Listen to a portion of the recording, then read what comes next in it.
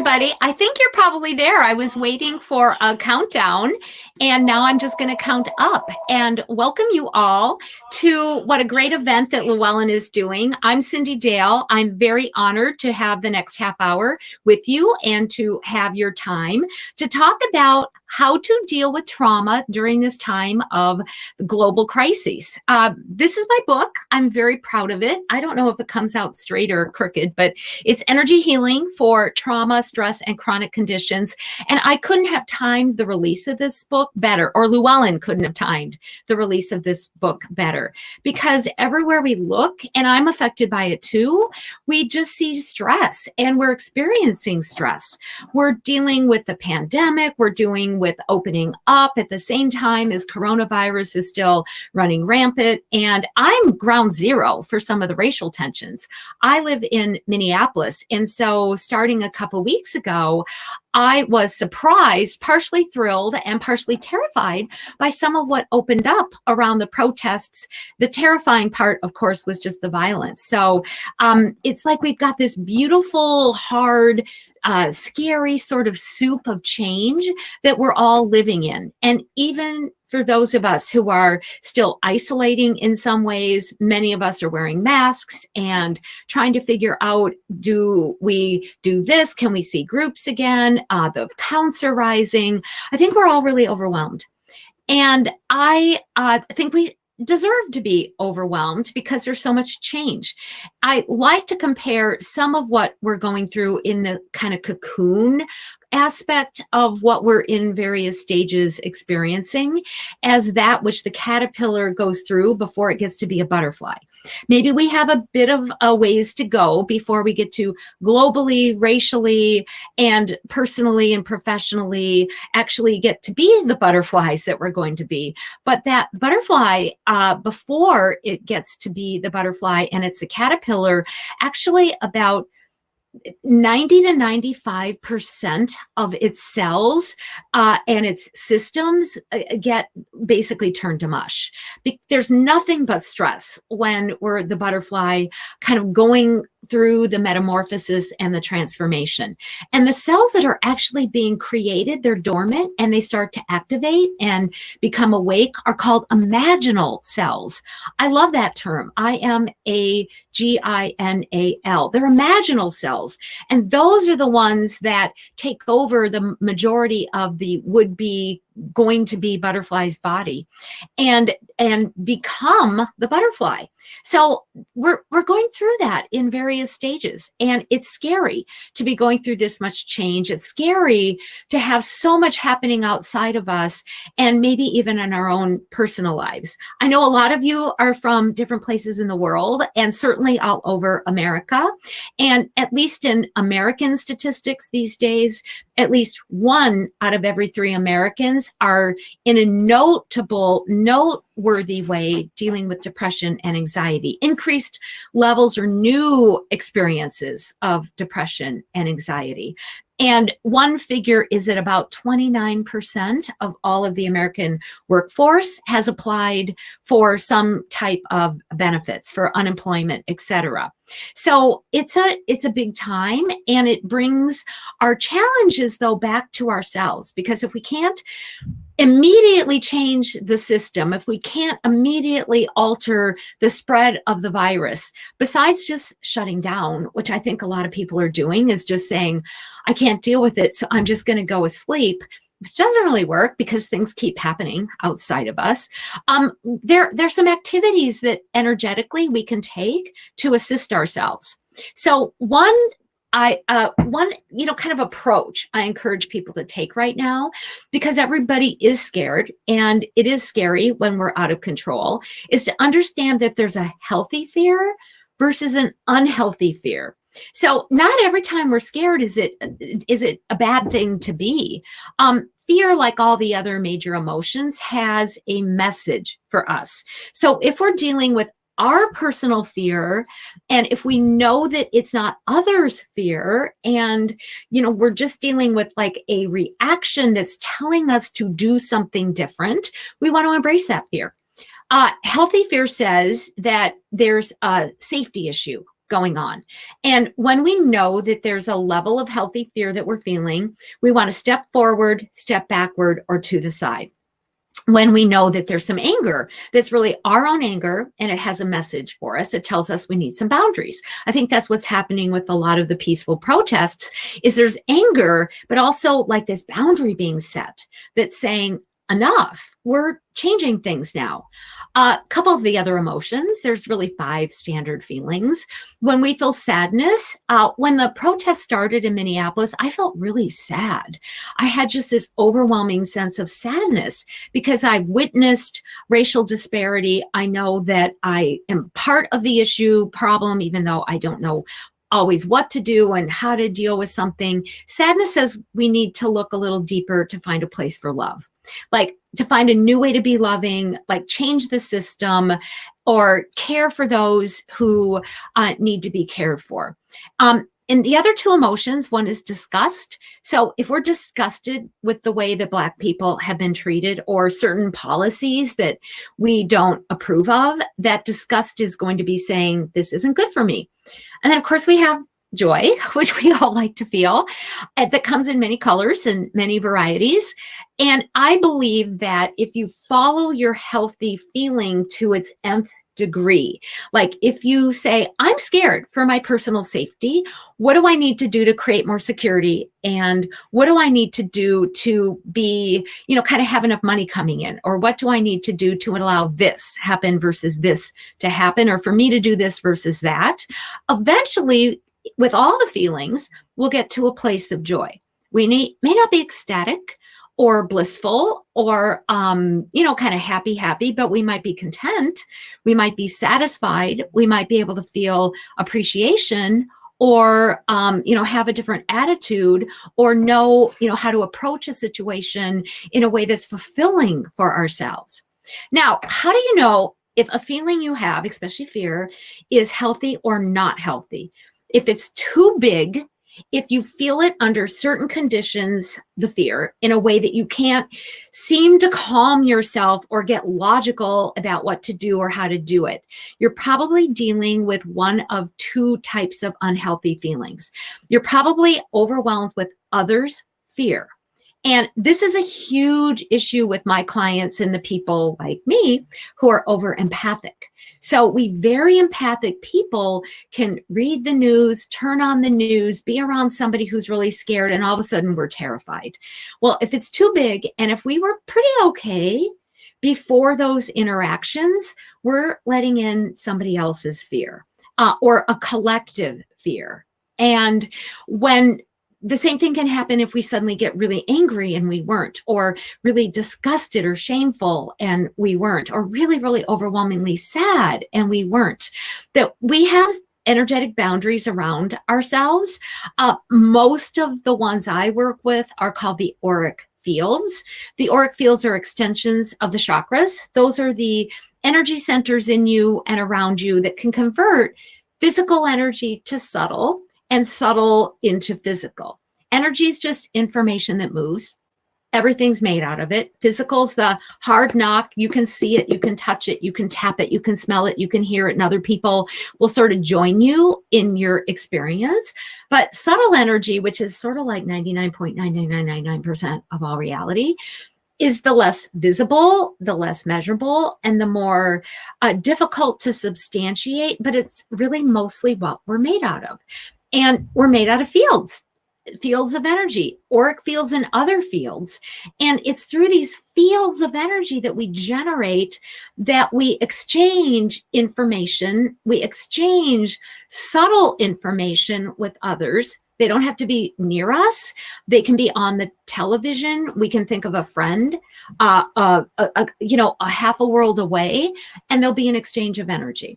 And if we're prone to trying to help people, if we're prone to being heart-based or very empathic, it's really easy to become a sponge for other people's feelings, especially in a time like this, their fears. That week that the racial protest started in Minneapolis, I felt waves of fear for a day or two. especially one particular day. And I was like, I'm feeling a lot of my neighbors' fears and the fears in my city right now, the fears about the violence and the fears about the change. And so I sat down and I cleared my energy field, which I'll do with all of us in a couple minutes, to give us a very simple way to just gently and lovingly release what's not ours and return to who we are as well. I promised I would tell you about 2 events that could be occurring if you're feeling feelings that you're questioning if they're, really your own, or if they're something you need to deal with or not. Because the second, besides absorbing other people's issues or energies, the other thing that could be happening is we could be triggering our old trauma. We do need to deal with old trauma. We need to deal with that which is of this life and maybe even a past life. And even in that category of, wow, I've gone through this before. Maybe 300 years ago, there was a disease. I was a different soul and I lived in Ireland and there was a potato blight and it was horrible and scary and we didn't have enough food. So off we go to the grocery store and buy too many canned beans, which I sort of did at the beginning of all this. We could be triggering something we went through a long time ago, or we could be triggering what we went through as a child or even a few years ago. We also might be triggering our ancestors' memories. Science has proven that in the chemical soup around our genes, there's a, kind of a set of DNA, RNA, all kinds of stuff that are called our epigenome or the epigenetics. And in that chemical soup, we hold our ancestors' memories, at least 14 generations. And so frequently when we have a strong reaction, or we even get an illness, or maybe a mental challenge, or something that comes up for us, is because what's being triggered by contemporary events is something an ancestor went through, and our chemistry turns on how they reacted, or we start to get scared of what happened to them, unconsciously believing it might happen to us. And so within the traumas triggering within ourselves might be our ancestors' traumas and or our past life traumas, not just what we can easily perhaps track to our own childhood.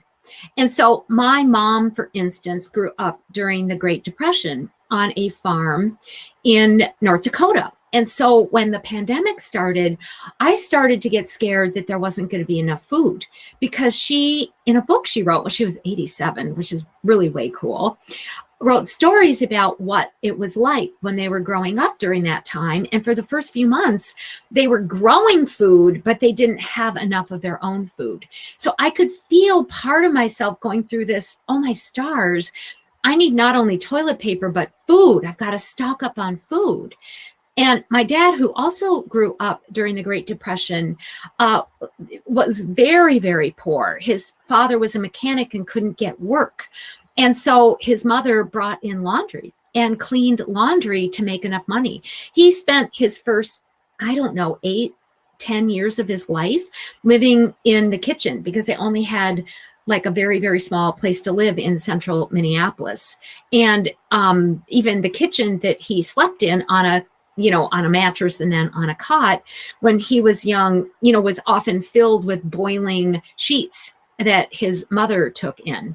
And so I also had this panic that rose inside of me that said, Cindy, you're probably not going to be able to pay your bills. I'm self-employed. I work at home. I work on the phone. My business didn't really shake. I shook, because I could feel this sort of consciousness rising out of my cells that said, this is a really scary thing. Think of what happened before. And so what I did is I stopped and I said, I'm going to heal whatever's mine from my own childhood.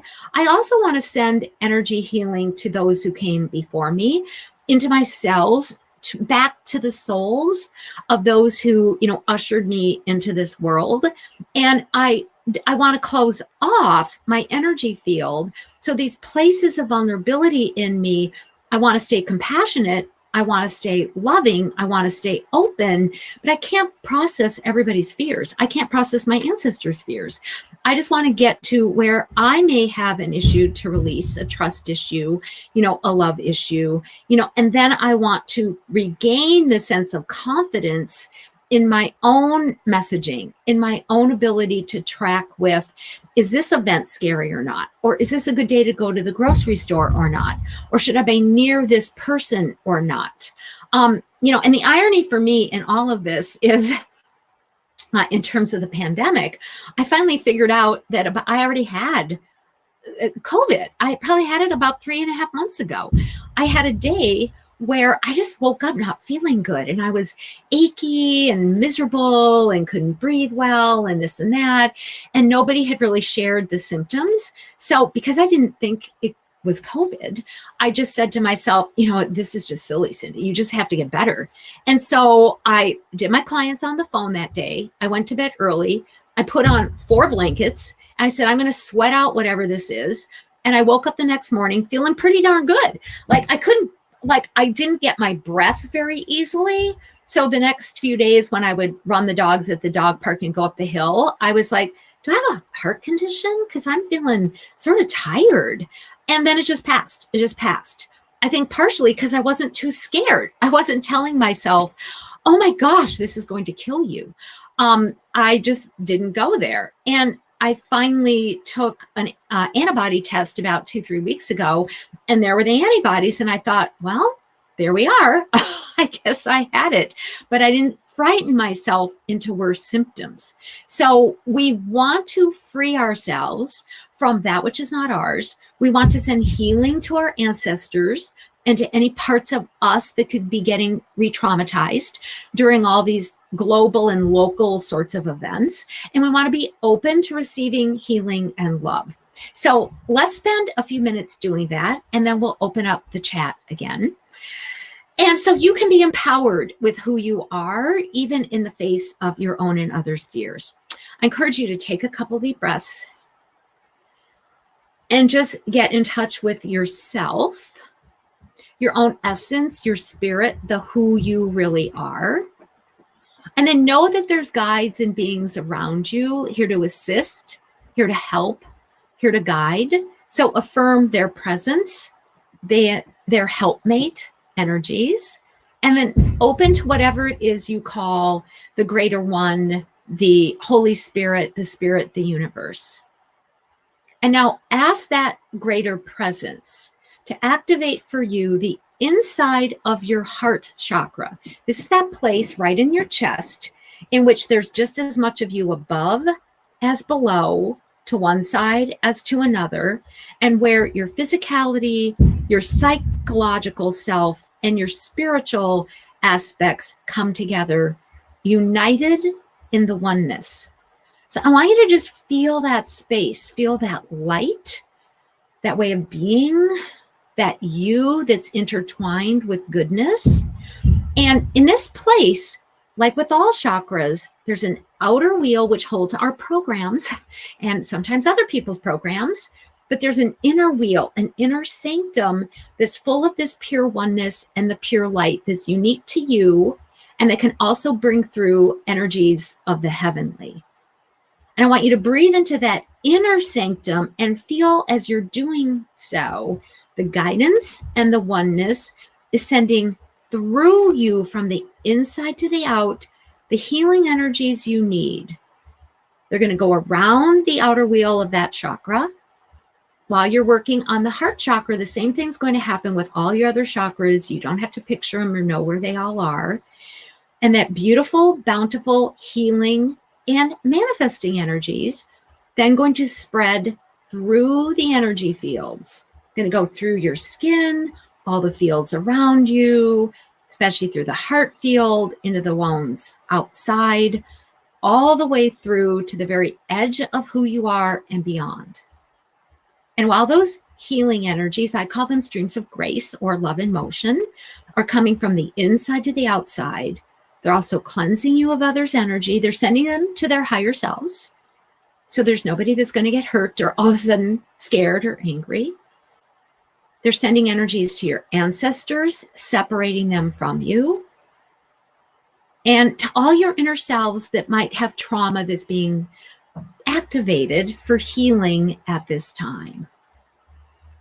Bring yourself back into your identification in the internal aspect of who you are. Know that these streams of grace or energies are going to continue to move up and down and around and hold you in this place of true safety, where if you feel a feeling, whatever it might be, you can easily differentiate it as your own versus somebody else's, a new one from an old one, and you can follow the message as it's coming to you. Thank you for participating in that exercise. I know we're going to do some Q&A for the next few minutes, and so Llewellyn is going to reactivate the chat so I'm able to see any questions that any of you want to write in. And I'll read the question out loud in case some of you can't see your chat, and I'll share as best as I can and answer as well. So let's see if some questions are getting typed up. I heard beautiful. Thank you. You're all very welcome. And the good thing about working with grace is it keeps working. You don't have to re-listen to this recording or redo this. You can certainly do it again. This kind of an exercise in any chakra that calls you. But anytime you work from the inside of the chakra out, you're going to get exponential benefits as well. Any questions anybody have? Okay, I see a K with a great question. How can you tell if you're an empath? Your way of being in the world could be synonymous with being a sponge. You're an absorber. There's many types of empathy. There's physical, you take on other people's conditions, what they're feeling in their body. There's feelings, you sense their feelings. There's mental, you might have a sense of what's going on with them. There's relational, you're aware of all their relations. There's spiritual, you just have a higher way of knowing. And so pay attention to some of those categories to see if that can help you differentiate or discern if you're an empath, really versus a clairaudience, in which case you more hear messages, or a clairvoyant, in which case you more see what's happening in the psychic community around you. So a question also, do you have any resources to check out in regard to the epigenome?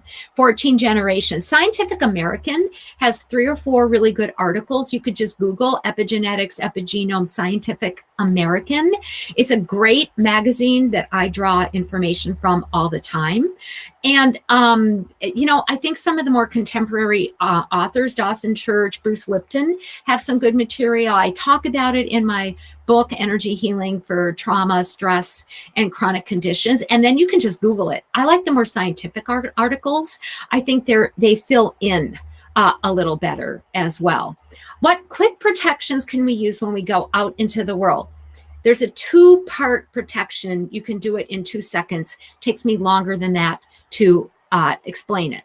So in general, what I do is I ask for gold energy to come from the heavens, from the goodness above, down through my higher chakras. There's a 9th, 8th, and 7th above your head.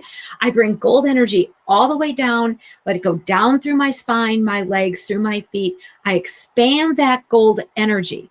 That's going to bring positive programs into your body and in your physical and emotional and mental bodies. And it's going to give you a protection around you that basically says, I'm only going to bring in what God's will. That's what gold is. All right. And then secondarily, I like to picture energy coming from the center of the earth. It's kind of a white star down there. I bring it up through the earth, gather elements with it to come up through my feet, up through my spine, all the way up. I mix those 2 energies and boom, I'm in a really good physical and heavenly bubble of protection simultaneously too. Nettie's asking, is there a good book on empathy? I have a great book. I wrote it. Llewellyn's Little Book of Empathy. It's little. Most of my books are really big. And I also wrote Spiritual Empathy. They're going to give you great techniques and tips for how to do empathy. There's lots of other good writers out there. So again, I would read some articles, what it means to be, Judith Orloff is great. What it means to be an empath, how do you cope with it? Judith Orloff has some great resources as well. Margaret, do you have a good daily practice for balancing the chakras? I do the technique I just told you all about. I bring down the gold energy. I bring up that like white energy. And while it's moving, especially through my spine and my energy field, my chakras naturally align. I work with the 12 chakra system. There's 7 in the body, but there's lots out in the energy field too. So just make sure you let those energies expand around you, because it'll bring you in balance with those out of body ones that'll help you with mysticism, harmony, commanding energy, connecting to nature, and your own uniqueness as well. I know Alex is asking, can we watch this video? Llewellyn said yes. I don't know how. But I do know that the answer is yes for that as well. So you can certainly rewatch this again. Meadow, love to hear about the ancestors. I know. And one thing I'm going to add about that, because I'm not seeing another question yet at any rate, is I just want to give you a tip too. Before we're conceived, there is a place in our body that doesn't exist yet. I mean, the body doesn't exist, called the Ming Men doorway. IMNGMEN. It's between the kidneys, and it's going to become the kidney meridian where your adrenals sit as well. And in Chinese medicine, it is said that that doorway is open before conception to bring our ancestors' energies into us. Well, that can be good, and that can be not so good. So you might sometime want to sit down. Maybe you can feel a little bit of this now, but sort of take that same mix of the energy from the middle of the earth and the gold energy. And you might want to send that, also have your guides help you send that through that Ming Men doorway, because that's going to send healing and blessings to your ancestors. Just think about that mid-back, right between your kidneys. And it's also going to clean you of ancestors' energies. So that's another nice short exercise that you may need to do more than once, because we have a lot of our ancestral issues inside of us. But that's another way to approach it as well. My new book, I'm being asked when it comes out. It comes out in July, but you can pre-order it on Amazon too. I just got my copy like yesterday or the day before. So I'm like super excited to bring it around with me. Sometimes forget what my books say because I wrote them like a year and a half ago as well. We have time, I think, for another question from Frankie. How do you remove grief? Oh, grieving the loss of a loved one from your body. So first of all, we start with the removal of grief by doing the grieving. One of the things I talk about in my book is that when we have a trauma, the body, subtle and physical, creates kind of like a shock bubble.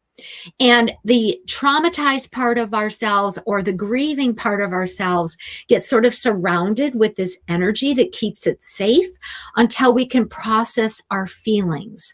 So what I suggest is, if you're meditating or doing some writing or interacting with your guides, like if you still have grief, which is very normal about a loss, ask if you can find if any part of you is still in a shock bubble.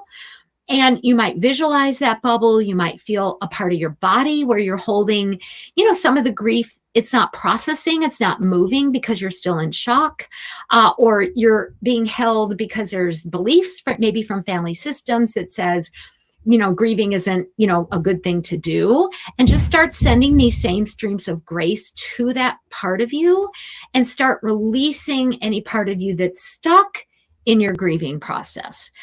So I do that. My mom died a little over a year ago, and I didn't really grieve her until probably starting 6 months ago, because I'm in charge of everything. I helped her when she was alive, and I'm helping with the death process too. But I very deliberately went in and did something like that for myself a few months ago, because I was like, Cindy, you can't just keep kind of doing all the doing without feeling all the feeling. And it helped me very slowly start to grieve the passing of my mother and the missing of her as well. So those are a few suggestions. I think PTSD works the same way. We'll have to close in about a minute. But if you have PTSD, you have a part of you or parts of you stuck in one of these shock bubbles. So start the process by asking spirit, asking your guides to find that part of you and start to send healing and energy and support and love. And let it be a process, because we don't want to just return, kind of to processing really quickly, because then we can't necessarily cope with our everyday lives either. I'm going to sneak in one more answer. Is there a difference between the dead versus the ancestors? No, not really. But obviously you can be connected to a dead being that's not an ancestor. It can be a loved one who is a friend, or a spirit that's just hanging around. So ancestor is a very specific type of the deceased. I want to thank you all for showing this up, for Llewellyn for holding this, and all of you for showing up.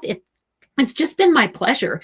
I talked fast. Sorry for that, but I also wanted to make sure we covered as much as we needed to for today.